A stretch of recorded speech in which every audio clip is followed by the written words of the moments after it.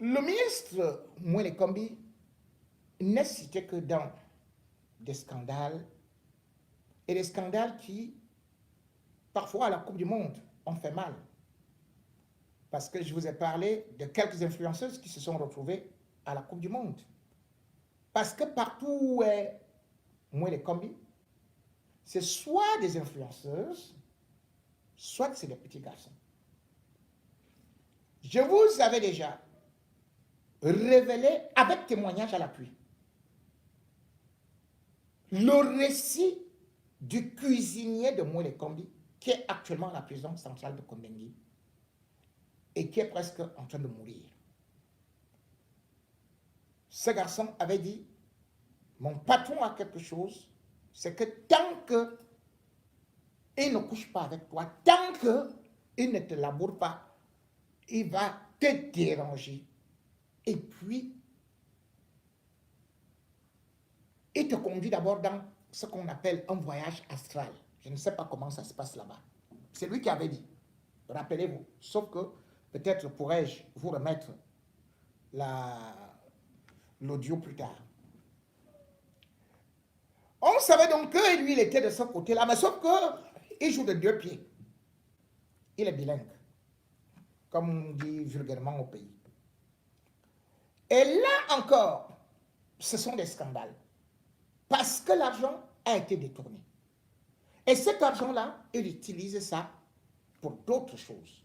Je vous rappelle quand même que c'est Moïse Kombi qui a chassé Pikini, bien évidemment avec la complicité de Ngongo, pour venir maintenant installer McGill.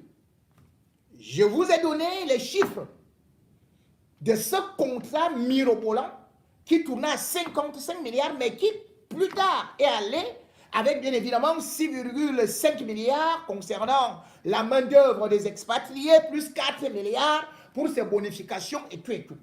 Bref, Moïse Kombi est riche, très riche. Et puis, les petites en profitent. Et plus particulièrement, une influenceuse. Cette influenceuse, parce que je vous ai toujours dit, j'aime parfois protéger des femmes, donc je ne vais pas citer son nom, mais parce que elle a bénéficié des fonds de la CAN. 80 millions. Parce qu'on disait, voilà les gens qui vont faire la promotion, mais en fait, elle avait fait un petit poste, point final, pendant 7 ans. Vous savez très bien que, et il y a les stadiers, ne serait-ce que du stade Amadou Ahidjo, ils étaient plus de 400. Et il y avait à Douala Japoma 500 qui attendaient leur argent, qui attendaient de l'argent. 13 milliards ont été débloqués pour qu'il y ait l'organisation de la CAN. Mais on a vu des stadiers depuis la CAN féminine qui se plaignaient. Et bien évidemment, tout le monde s'attendait à ce que Moïse Kombi puisse résoudre ce problème puisque l'argent est sorti. Ces enfants ont perdu non seulement leurs emplois, mais leur maison. Ils pleurent tout le temps. Mais pendant ce temps, Moïse Kombi s'exhibe en offrant des voitures aux femmes. Le 27 décembre 2022, encore la même influenceuse qui est dans des réseaux sociaux et qui d'ailleurs nous avait exhibé aussi un milliardaire qui venait d'un pays là, je ne sais pas si c'est le Congo, quoi. Bon, passons, voilà. Alors, il est parti pour lui dire, bon, écoute, c'est plutôt un de ces gendarmes, un de ces gardes du corps qui est parti livrer cette Land Cruiser. Je crois qu'elle doit être sport. Mais en ce temps, il a une compagne avec qui il vit, et puis voilà, et qui était dans le circuit, qui comprenait que mais ce type-ci, mais ça fait bien 1, 2, 3, 4, 5, 6, 7, 8, 9, 10, 13, 14, qu'il continue à me jongler. C'est comme ça que cette dernière a donc récupéré une bande de 3 femmes pour aller coincer celui-là, le ministre expert en jambes en l'air, dribbleur international et surtout très très bon dans les les coups de rein. Quand le gars la pédale, on dit que Messi a remporté la Coupe du Monde. Ah, mof! Moi, le combi, vous avez vu comment le gars là soulève le pied, non? Ça va là-bas à vous. Moi, le combi dans ce domaine, à mof. Attends, vous dites que Cristiano Ronaldo saute. Quand moi, le combi saute ici, boum, boum, boum, boum, boum, hey. Bon. Bref, tout le monde dit que sur ce côté-là, non, le gars là est là. Moi, le combi. Moi, le combi, ah non. Le père là, oh, Alors, sa femme est donc partie pour trouver le gars avec les 3 femmes, c'était à Bastos. Non loin du laboratoire Maca. Scandale. Moi, le combi est resté coincé dans la maison comme une souris. Un ministre de la République. La scène s'est passée entre 20h et 21h. Les 3 femmes étaient dehors là. Comme on dit, tu vas sortir ici aujourd'hui. Il a dû appeler Essola au niveau du GSO pour venir faire ce qui sortent par derrière. Donc, il a eu à monter par la fenêtre. On a enlevé le tout. Je ne sais pas comment moi, le combi a réussi quand même à sortir par là. Moi, le combi a mort. Le gars a réussi à prendre. Pop, pop, pop. Ah là là. Piscine à gauche, piscine à droite, boum. La femme est restée. Moi, le combi était bien parti. Voilà donc un monsieur qui, comme je vous le dis, dilapide l'argent du contribuable camerounais. Voilà un monsieur qui a été en complicité avec Maguil et qui a laissé partir Maguil. Et qui utilise l'argent pour recruter ses influenceuses. Comment se peut-il qu'un ministre de la République ne puisse pas payer des factures, mais qu'on voit qu'il livre telle ou telle qualité de voiture? Moi, le combi, à savoir, sa maison ici à Nemur, c'est en Belgique. Cette influenceuse-là, quand elle arrive, elle se vante, elle va dormir là-bas, calmement. Tous les ministres de BIA ont des maisons ici. Vous nous dites souvent que vous nous attendez au pays. Quel pays? Mais les gars là, ils viennent ici. On est en train de vous mentir là-bas. C'est ici qu'ils viennent se reposer. C'est ici que leurs petites viennent. Vous allez voir, comme ça là, vous êtes dans le chômage, vous les supportez. Mais la petite là, vous connaissez qu'elle a fait comment? Supermon, elle est là-bas. Oh, c'est eux qui font la publicité. Parce que moi, lui, il utilise les enfants là comme des recruteurs. Vous connaissez Essaka? Essaka, c'est le fils du prince Essaka. Tous ceux qui sont là-bas à Douala connaissent, mais bien évidemment, ce n'est pas Essaka qui lui a donné cette fille qui est... bon, voilà. Mais Essaka lui a donné l'influenceuse. Parce que Essaka avait connu Mouele Kombi quand il était encore, je crois, ministre de la Culture. Oui. Oui. Et il faisait la promotion d'une boisson énergisante qu'on appelait Yeis. Et c'est là où Mouele Kombi va lui donner un petit cadeau là, 5 millions. Et puis, pendant une promotion, bon, vous savez, comme ce ministre-là, lui, va dans l'inauguration de tout ce qui est inutile. Vous avez d'ailleurs vu comment il était parti dans l'inauguration d'un salon de coiffure. Dès qu'il a vu l'influenceuse, il a dit, c'est ici là que j'ai fini, je meurs. Donc, Essaka, lui, mange bien. Mange bien. L'argent des Camerounais. Se partage ça là-bas. Et manger ça. De toutes les façons, aujourd'hui, celle-là, elle peut se vanter. On a un appartement là-bas. À Bonamou, ça dit. Je crois que c'est 3 pièces. Hein. C'est un appartement là-bas. Moi, les combis. Un type qui, depuis qu'il est arrivé, n'a rien fait de concret. Depuis que moi, les combis est arrivé au niveau du ministère des Sports, on n'entend que des scandales. Moi, les combis est celui-là qui, que ce soit dans la pédophilie, on l'entend. Marche arrière, on l'entend. Ceci, on l'entend. J'ai dit, c'est quelle malédiction que les ministres des Biya sont tous des nymphomanes, ou bien la quasi-totalité, parce que je ne vais pas quand même mettre tout le monde. Et je connais quelques exceptions. Moi, les combis a donc eu à faire cela, comme je vous dis. Aujourd'hui, vous voulez parler à une influenceuse, mais vous envoie en prison. Pourquoi elles toutes, elles sont aujourd'hui dans des réseaux avec des ministres, ils sont en train de recueillir ceci et cela, des spermes, de ceci, des trafics d'ossements et tout ça. Vous avez vu dernièrement, j'avais parlé d'une influenceuse et je vous disais qu'elle sera dehors. Vous entendez encore parler de ça? N'est-ce pas que le chef d'État est dehors? Je vous disais qu'elle avait déjà un côté que non, elle avait une bonne protection avec le secrétaire général à la police. Ah oui?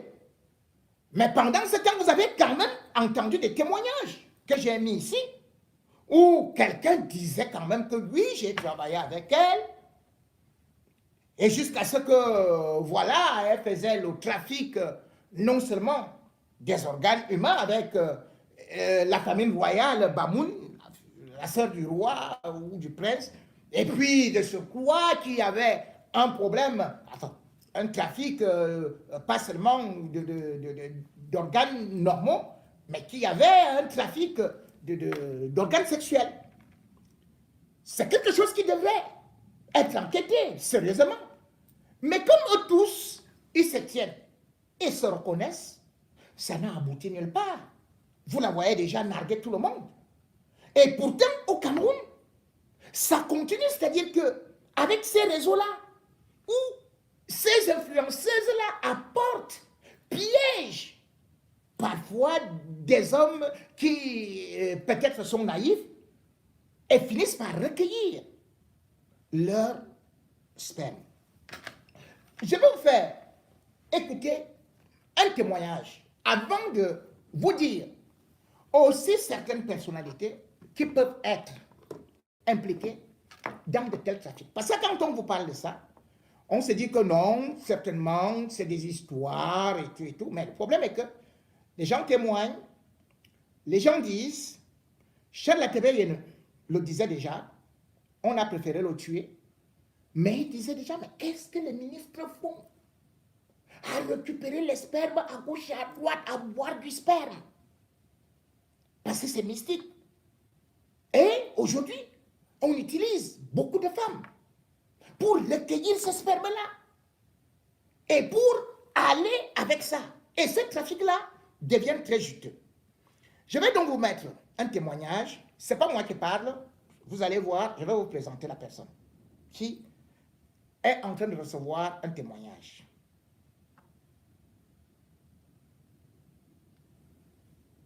Attendez. Laissez des likes et encourager le mouvement.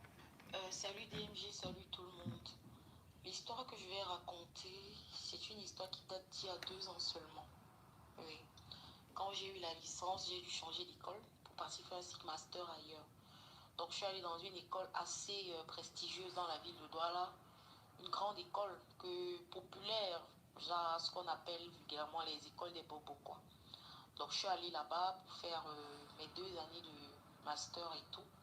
Quand je suis arrivée, j'ai revu une ancienne camarade avec qui j'ai fait le collège. On avait fait Dauphine ensemble, la classe du 4e et 3e. Donc quand je revois la fille, c'est la joie parce que ça fait vraiment beaucoup d'années, on se revoit et tout. On se met à sympathiser, les retrouvailles quoi. Mais ce qui m'a le plus frappé à l'œil d'abord, c'est qu'au collège, c'était pas une fille assez nantie, c'était une fille qui était dans une famille modeste. Son père était taximan, sa mère était professeure. Donc c'était pas le genre de fille bobo de chez bobo. Mais quand j'arrive, je la vois au campus, franchement, c'est plus la même personne. La fille, elle est vraiment comme la fille d'un ministre. Elle roule une grosse Range Rover. Elle est vraiment... Et moi, avec ma bouche, je lui demande, mais ma chérie, tu as brissé mon frère. Ben, ça fait les années si là, maman, tu es seulement un cadre ou ma soeur et tout. Elle me dit non, Aka, elle n'est pas cadre et tout. La ville a juste souri. Je dis, maman, la ville a bien souri. Nous qui sommes dans la ville, si là, nous, ça nous sourit pas, ça nous serre mal les dents. Donc, on a rigolé comme ça, mais vrai, ça m'a intrigué. La fille marchait avec deux autres filles et le groupe s'appelait la Guerre des Canons. Leur groupe, pour ceux qui ont fait l'école dont je parle, ils vont reconnaître ils vont reconnaître en fait le nom de ce groupe et savoir de quelle fille je parle parce qu'elles étaient vraiment populaires dans cette école-là. On les appelait la Guerre des Canons, toutes les trois. Les petites filles, toutes les trois, on les appelait la Guerre des Canons. Personne n'avait 25 ans parmi. Parce que les filles garaient les grosses voitures, les filles avaient les crêpes de 500 000 sur la tête, les bijoux en or. Donc c'était des filles vraiment, on ne parlait pas avec n'importe, même les professeurs rampaient parce que c'était des filles qui avaient les moyens. Alors quand je vois ça, moi qui a connu la fille vraiment dans sa base, comme on dit la racine, je dis mais ma chérie, c'est quoi comme ça que je vois et toi, elle me dit, Aka Chris, laisse, je te dis que la vie m'a souri, nanana. Bon, c'est comme ça qu'elle me présente à ses copines, vu que quand on arrive dans une école, tu rencontres une ancienne camarade, forcément vous allez vous mettre en marche ensemble. Quand on arrive, donc elle me présente ses copines, là, les deux autres, et puis on sympathise. Elle dit, voilà, c'est ma grande soeur, c'est une grande soeur que j'ai eue depuis le collège et tout, vraiment, moi je l'aime bien.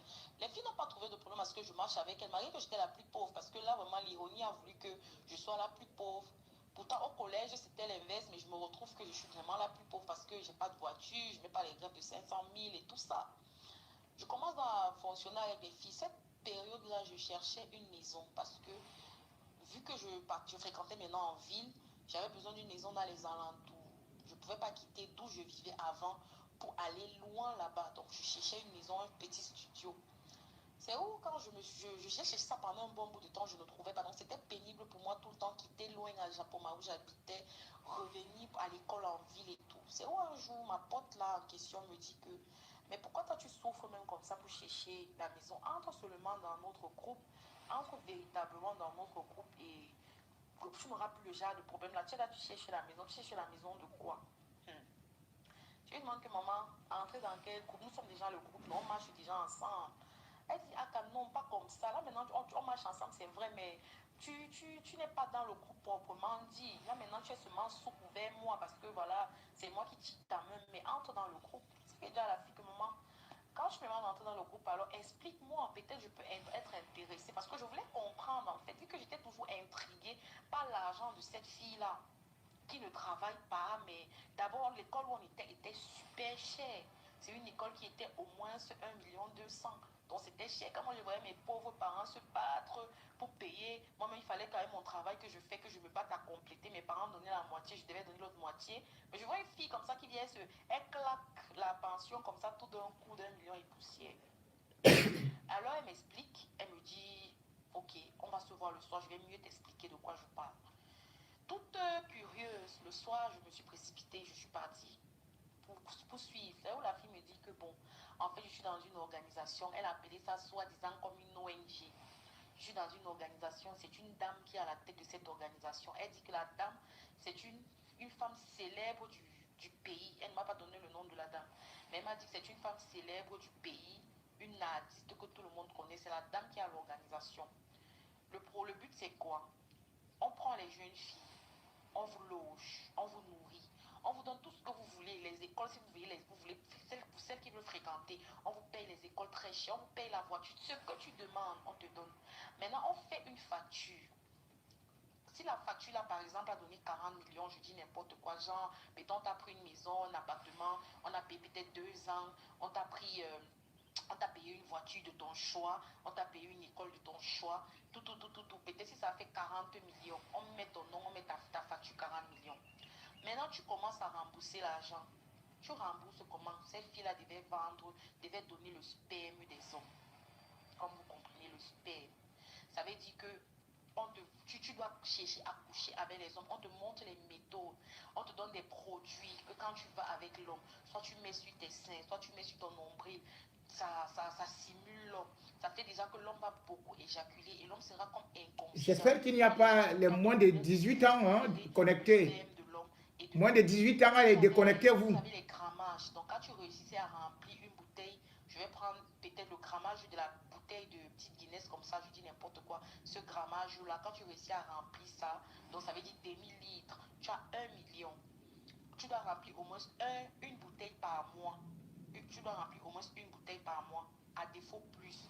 Maintenant, quand tu réussis donc à remplir, tu fais ton bilan du mois, quoi. Quand le moment de la paye mensuelle arrive, tu pars, tu donnes ce que tu as travaillé. Si c'est que c'est 3 bouteilles, on sait que c'est 3 millions. On ne te paye pas les 3 millions là. On va déduire ça de ta dette. Je ne sais pas si vous comprenez un peu le processus. Donc, quand on finit de t'offrir tout ce que tu veux, ça te fait une dette. Maintenant, tu dois rembourser la dette. Ça veut dire que si tu as travaillé 3 bouteilles, on déduit seulement les 3 millions de ta dette. Donc, tu es esclave, tu vas travailler comme ça jusqu'à rembourser les 40 millions avant d'être libre. Pas que, avant de pouvoir jouir de ton propre argent. Parce que là, tu ne vis pas encore de ton argent. Si tu as travaillé même 5 millions, tu sais que les 5 millions là partent dans la dette. Maintenant, eux, ils peuvent te donner les petites sommes, genre 200, 300 000 pour que tu prennes soin de toi pendant le mois, pour ne pas que tu restes comme ça. Mais ton argent même, ça va directement dans ta dette. Vous voyez un peu. Donc l'argent va dans ta dette et maintenant tu commences à jouir de l'argent. Quand tu as fini de rembourser, ça peut prendre peut-être 2 ans, 3 ans, ça dépend de ta manière de travailler. Il y a des filles qui travaillent, qui peuvent même livrer les 6 bouteilles le mois. Ça permet qu'au bout même peut-être d'un an ou de 8 mois, elle a déjà estompé sa dette. C'est ce que la fille m'explique. Je dis à la fille que donc, si tu fais ça, elle me dit que mais elle ne fait pas ça, pourquoi, il y a quoi de mal? Je lui dis que mais quand tu fais ça, c'est une forme de secte et en même temps c'est une forme de prostitution. Non seulement tu te prostitues dans la secte, le sperme des hommes qu'on prend à maman, on fait quoi avec? Quand tu dis que tu donnes le sperme des hommes, ma chérie, c'est la secte. On fait quoi avec le sperme là? La fille me dit que le sperme là, elle n'est pas là pour chercher à savoir ce qu'on fait avec. Ce qu'elle sait, c'est que on prend les chances, c'est pour prendre les chances, c'est pour prendre les étoiles, c'est pour prendre les trucs. Je dis que mince. Et qu'est-ce qui arrive aux hommes là? Le témoignage est long, le témoignage est long et je n'aimerais pas, surtout que c'est beaucoup plus croustillant encore derrière, mais compte tenu du fait que je sais qu'il y a des oreilles très sensibles, je voulais juste, pour qu'on ne dise pas que j'invente des histoires, et pour ceux qui sont encore naïfs, parce que depuis, il y a des intellectuels qui dénoncent cela. Il y a des personnalités qui dénoncent cela. Moi-même, je dénonce cela. Mais les gens n'y croient pas. Et pourtant, c'est ce qui se passe avec toutes ces personnalités. Et généralement, malheureusement, ça se termine très mal. Aujourd'hui, je peux vous dire derrière cette histoire-là, il y a un jeune homme qui a été arrêté, qui se retrouve au niveau du GSO parce que, et d'ailleurs je vais donner son nom, il s'appelle Fouet Sylvestre. Il a été accusé par, enfin, lui vend le bois, je crois qu'au niveau, juste à côté du commissariat de Mokolo. Il y a un commissariat là quelque part à Mokolo. Vous savez, moi je ne suis plus venu là-bas depuis fort longtemps, mais je connais quand même. Donc, il vend le bois là-bas. Et il a été recruté par une autre grande dame qui, curieusement, a un très grand rôle au niveau de la police, l'a logé et s'occupait de lui. Et elle est partie porter plainte. On l'a arrêté, on l'a enfermé. Et quand on l'a entendu, parce que lui disait que ce jeune homme avait eu à prendre ses vidéos dans les sextapes et voulait lui faire un chantage de 15 millions. Et c'est donc à partir de là qu'on arrête le jeune homme. Selon les informations que j'ai eues, il n'avait pas été brutalisé. Parce que lui va donner notre version. Il va donner la version que cette femme qui est commissaire divisionnaire, qui est CELCOM, c'est-à-dire c'est elle qui s'occupe de la communication de la police, commissaire divisionnaire. Joyce, Cécile, tac, tac, tac. Vous voulez que je donne tout le nom? Vous avez déjà reconnu. Elle va donc prendre ce garçon, et ce garçon dit que son rôle était que pendant l'accouplement, la dame recueillait le sperme et partait avec dans le préservatif. D'ailleurs, dans le témoignage de cette jeune fille, elle dit que quand tu arrives chez ses camarades, il y a des congélateurs spéciaux où vous avez des bouteilles emballées avec une sorte d'autres plastiques, d'autres trucs là, pour conserver le sperme. Vous voyez donc que, au niveau de la police, je vous dis bien, si vous partez vous plaindre, on vous dit déjà que une personne de cette envergure-là se retrouve dans une situation comme ça. Et je peux encore vous citer d'autres exemples. Hein. Pas seulement elle. Puisque je crois d'ailleurs que celle qui s'occupe aussi du problème de santé de la police, et je peux même vous citer dans l'armée, dans le gouvernement, de cette histoire qu'on appelle maintenant ce trafic de sperme où on utilise des filles pour aller recueillir cela. Vous voyez donc que ce pays-là peut aller où quand le satanisme est déjà si développé. Je n'ai pas voulu vous donner d'autres témoignages qui sont encore horribles. Dites tout simplement, le régime Biya est un régime satanique. C'est pour ça que les gens ne bougent pas. Parce que quand on prend déjà ton énergie, mais tu ne peux que danser dans des bars et tout, tu n'as pas de projet. Ils prennent tout. C'est des enveloppes vides. C'est grave. Pour ceux qui ont eu leur oui attaqué, blessé, je m'en excuse. Mais parfois, il faut vous donner des vérités qui peuvent vous sensibiliser et surtout vous dire que méfiez-vous de ces jeunes petites filles aussi que vous voyez, ou même de ces grandes dames qui font semblant de vous donner de l'argent. Ça peut être pour des trafics. Vous avez vu un qui est en prison qui disait que lui, son objectif avec l'autre influenceuse, c'était d'attirer des hommes en jouant le rôle de femme et puis il récupérait le sexe. D'où les meurtres au Cameroun, en série, qui ne sont jamais élucidés. D'où cette dépravation des mœurs qu'on voit aujourd'hui dans notre pays. Notre pays, oui, vous dites que c'est un continent. Est-ce un continent d'enfer? Est-ce un continent de trafic de sperme? Est-ce un continent de trafic d'organes humains? Est-ce un continent de buveurs de sang, comme le disait tout simplement Titus Édouard?